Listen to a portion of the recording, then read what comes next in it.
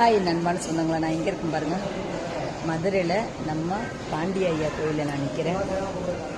மிக ஒரு விசேஷமான ஒரு கோயில். நம்ம என்ன நினச்சி வரோமோ அனைத்துமே நம்ம ஐயா நடத்தி கொடுப்பாரு. பாண்டிய ஐயா சொல்ல வார்த்தை இல்லை. என் மக்கள் என்றைக்குமே நீங்கள் நல்லா இருக்கணும். நோய் நொடி இல்லாமல் ஆயுசோடு இருந்தால் அதுவே போதும். 4 பேருக்கு தானம் தர்மம் பண்ணுங்க, கண்டிப்பாக நம்ம நல்லாயிருக்கும். எந்த ஒரு குறையில்லாமல் எங்கே போனாலும் சரி, கோயிலுக்கு போகிறப்போ மனசில் எந்த ஒரு வேதனையாக இருந்தாலும் தூக்கி அப்படி தொலை வச்சுட்டு போங்க.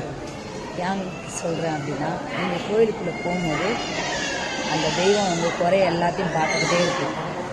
நீங்கள் கோயிலுக்குள்ளே போய் சொல்லணுங்கிற அவசியம் இல்லை. அந்த தெய்வத்துக்கே தெரியும் உங்களுக்கு என்ன குறையா இருக்குன்னு. கண்டிப்பாக அந்த தெய்வம் உங்கள் குறைய தூக்கி வைக்கும்.